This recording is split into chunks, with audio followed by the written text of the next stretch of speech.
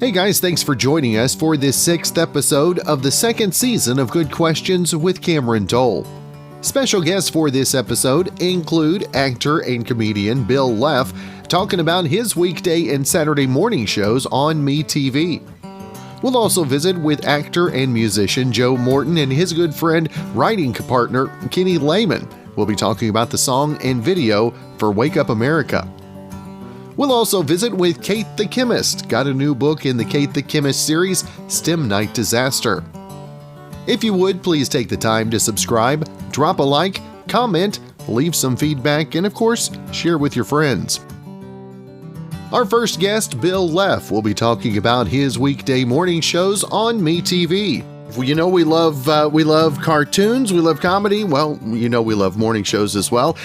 We've got a little bit of all of that. We've got host Bill Leff, and Bill, gonna let you talk about a couple of great shows on MeTV Network. Weekdays underway, and first off, Bill, thanks so much for taking the time. Cameron, it's an honor, and what you just said are golden words to my ears. Everybody loves cartoons. There's no doubt about it. You just mentioned that you love them. You can't find anybody that doesn't just revel in the fact that cartoons are just magical, you know? That's right, and right now, especially, I love delving back a little bit. I've spent so much time watching some of those old classics, and for you to share those as part of your morning show, I mean, that's got to be amazing, right?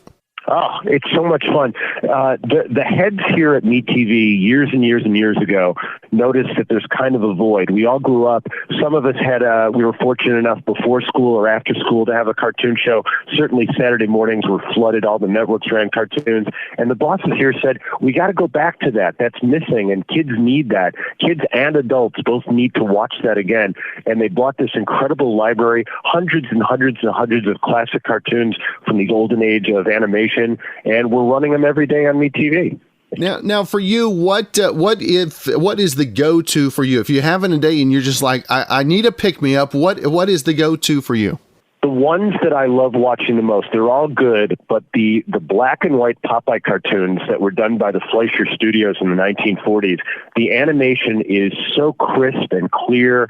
There's always something moving. Popeye and Bluto are muttering under their breath. They might be swearing. I'm not sure. I can't make out what they're saying, but they're just that battle to win Olive Oil's love and the insanely great animation that's going on. That just puts me in a good mood all the time. Now, Bill, how hilarious is it as we age and we start looking at the old cartoons and you're able to do things and say things that politically you might not get away with in other modes of communication. And how funny is it do you still get cracked up by the things that you hear and you're like, you can't say that?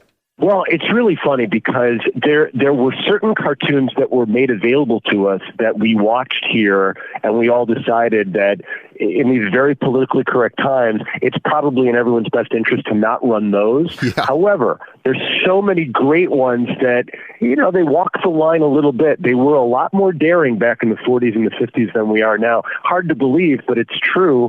And, you know, we run them in their entirety. We don't cut stuff out. We leave them intact because there's so many cartoon fanatics that if you pull even a single frame, they would know. So we're very careful on what we show. But the ones that are being shown are universally adored, I think.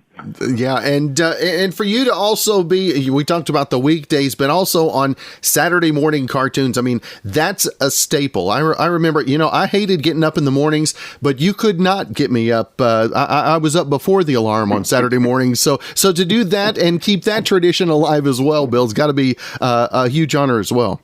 You know, it's funny. The show that we do, Toon In With Me, runs Monday through Friday, and we really have patterned ourselves after the way it used to be where every city had a morning show, cartoon show, or a after-school cartoon show. But Saturday mornings is a 3-hour block of just solid cartoons every Saturday, and the response has been overwhelming. So many people thanking us, saying, this is the time we miss the most, those morning or afternoon cartoon binges. It's so nice to finally see them again.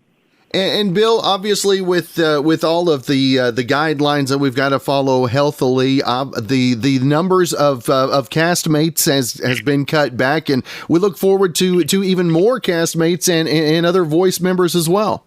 There's three of us right now that perform on the show, and we do, I think somebody just tallied it the other day, we do between 25 and 30 characters between the three of us. It's fun to exercise those acting muscles, but we will all welcome the day when there's more cast members filling out the roster. Absolutely, Cameron.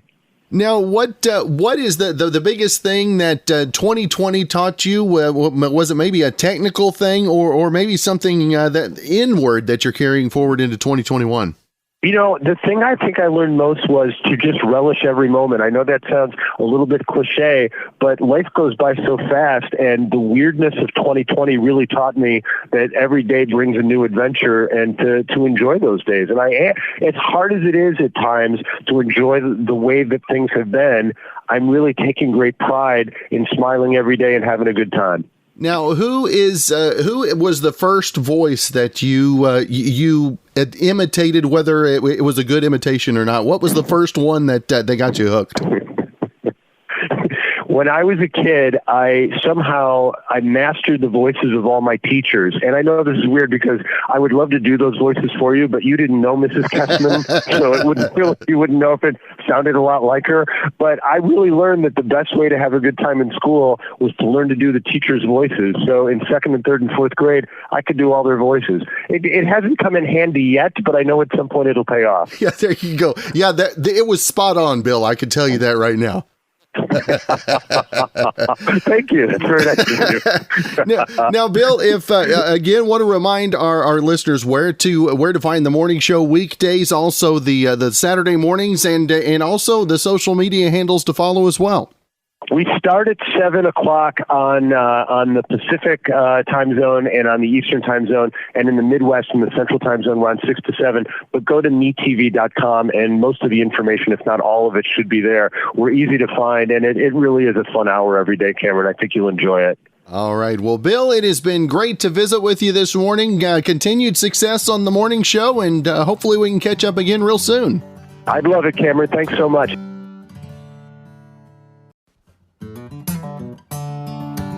Up next, we'll visit with actor and musician Joe Morton, along with songwriting partner Kenny Lehman, about the new song and video for Wake Up America. First off, Joe and Kenny, thank you so much for your time this morning.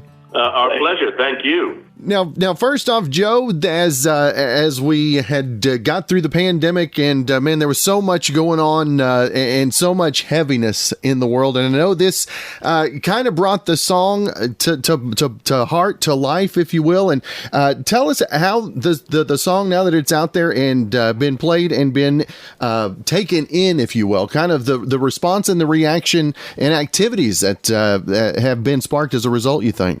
Well, we did a lot of television sort of talking about the song, and it seems so far that everyone who has heard it or sort of run into it one way or another seems to really enjoy it. So we're doing another round of tours so that because especially now, I think what happened was that everyone thought that 2021 was going to be something different than 2020. And it turns out that's not true. I mean, just in the first couple of weeks, someone made a phone call to Georgia to find votes.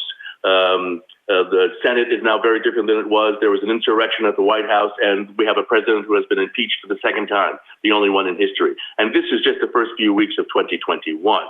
So, and then we have a president coming in who's talking about unity, and a president who will be in the middle of a impeachment trial. So again, things have not ramped down. They seem to be ramping up. That's right. That's right. Perfect timing for our song. That's right. And to Wake Up America. And Joe, this isn't necessarily aimed any particular direction, but we've just we got to open our eyes and work together and for the betterment of everything is what this is all about, right?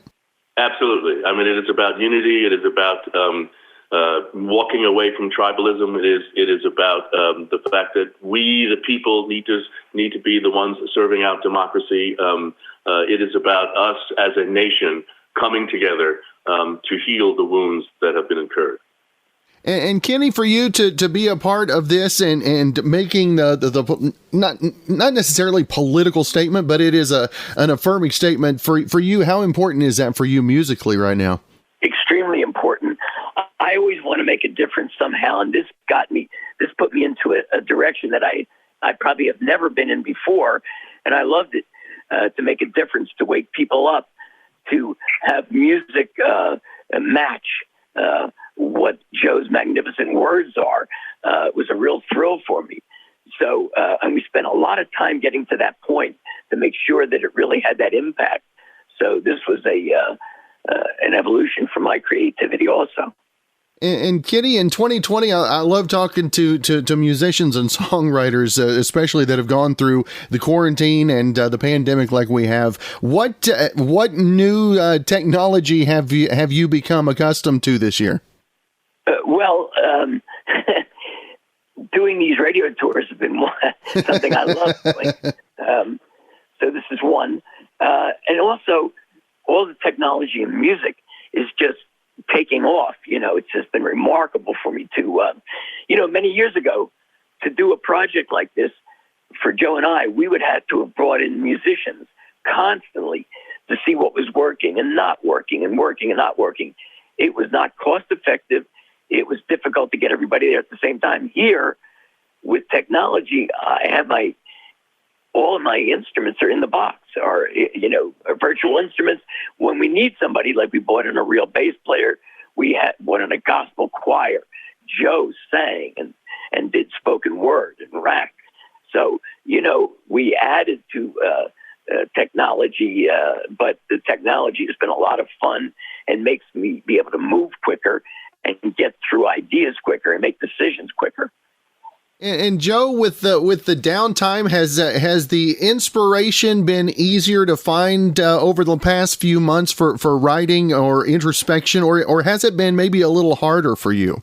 It's been I've done a lot of things during this pandemic. I've done several plays on Zoom, some really, really interesting work for both the public theater and the Vineyard Theater.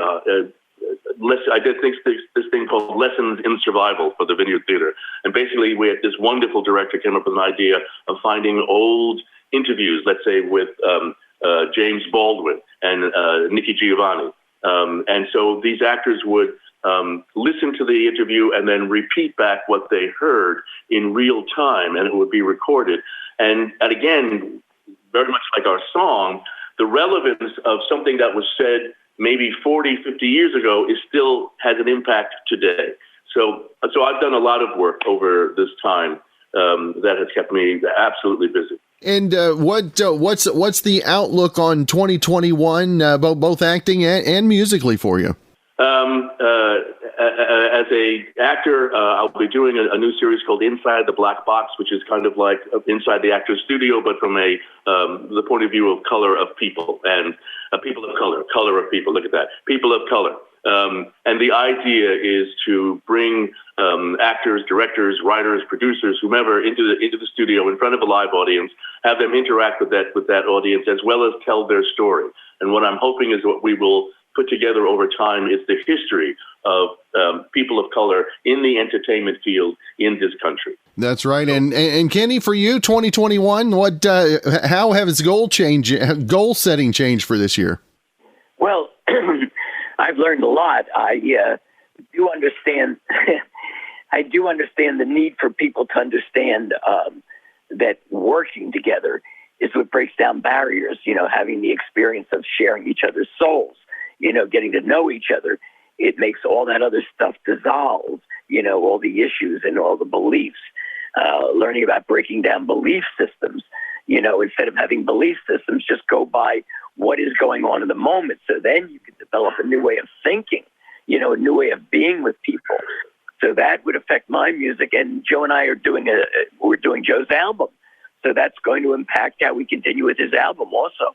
That's right. Again, Joe and Kenny, I truly appreciate the time that you guys have offered us this morning. And I want to make sure, Joe, to let folks know where they can find more information about the music. Not only that, but the video and all the social media as well. Yeah, the video can be found on YouTube or any of the other streaming possibilities, both the video and the song itself on most streaming platforms. All right. Well, Joe Morton and Kenny Lehman, again, thank you so much for your time. If you haven't checked out the video, check out Wake Up America. Hope you guys have a great rest of your week, and we'll catch up again real soon. Thank you very much.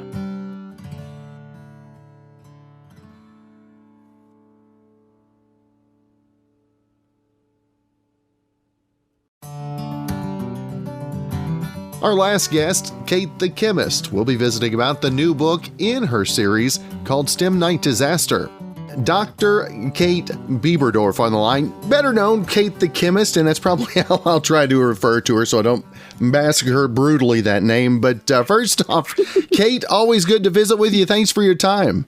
Thank you for having me. Yeah, no worries about the last name. I married into it, so I totally understand learning how to pronounce it. Now, Kate, obviously, folks, we've talked about the Book of Experiments, but the Kate the Chemist series continues on. Talk about the STEM Night Disaster, Kate. Did this come up? Did you do the writing during quarantine, or was this stuff that was done prior to that as well? Ooh, this one might have been done right before quarantine. I'm trying to think about how that actually landed. Yeah, I bet you I finished this one right about in March, maybe when it just started.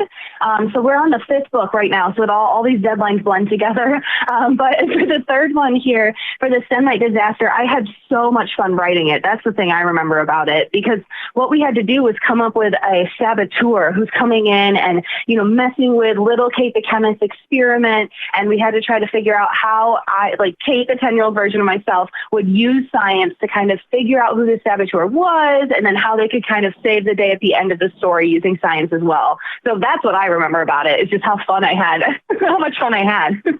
Now, along with that, being able to go back and relive or redo a 10-year-old you, I mean, how much fun is that? And do you sometimes get lost and forget that, you're not still the 10-year-old Kate the Chemist?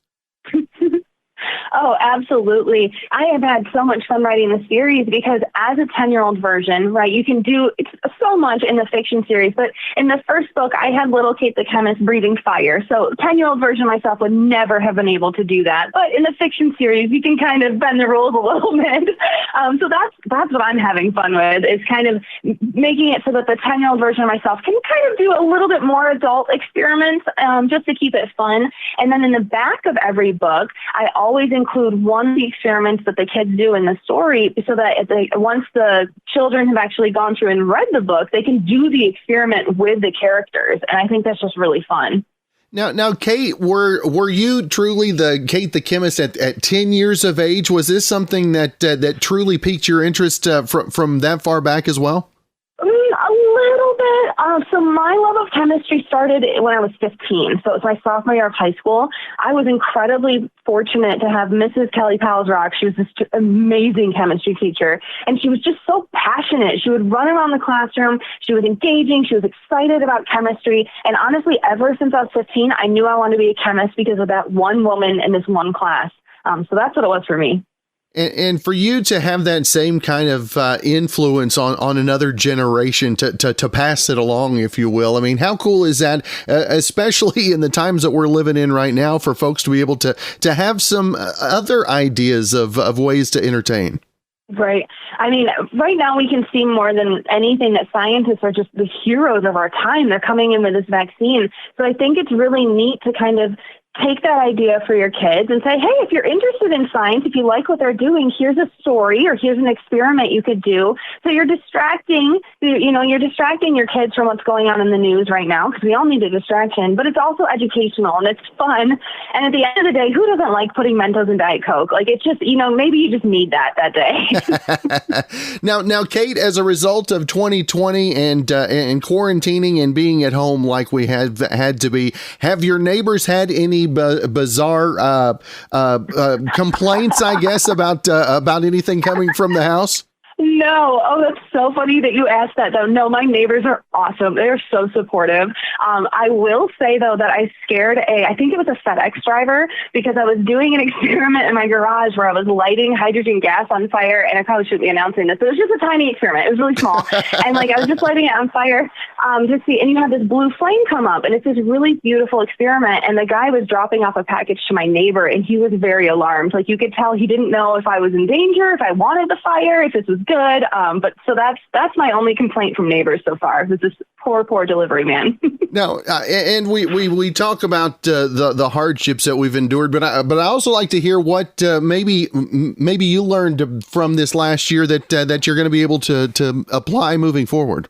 Well, so for me, I definitely have more of an appreciation of science just in general. I would say that I am pretty strong-minded that I think chemistry is the best subject in the entire world.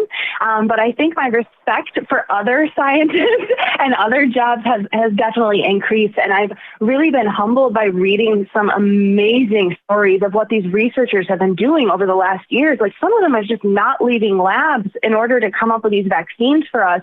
And it's just been incredible. So I have a huge appreciation for all of my colleagues out there who have just been working so incredibly hard to honestly to save the human race.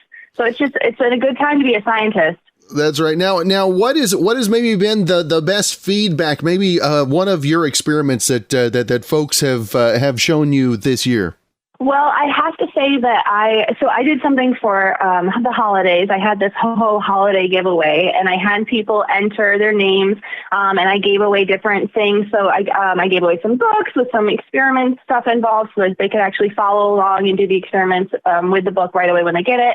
And then I also gave away some gift cards to our local bookstore, and I gave that to a couple college students. And I will say their gratitude for that has been, I mean, they're just so broke right now, and they're stuck at home and they're having trouble, and so they were so grateful for just gift cards to the bookstore. And so it's something that I've learned that's a really easy way I can give back to my community with gift cards to the bookstore. And so that's something I'm going to be doing for 2021, and I encourage you all to do that too for local bookstores. I think it's a great way to support them. That's right. And again, the new book, STEM Night Disaster. Kate, I want to make sure and let our listeners know where to find out not only about the new book, but the entire series and everything else you got going social media wise as well.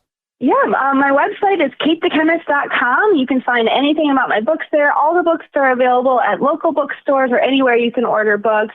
And then if you want to find anything else about me, you can follow me on Instagram at katethechemist. All right. Well, Kate, always great to visit with you. I hope you enjoy a Happy New Year, and we catch up again real soon.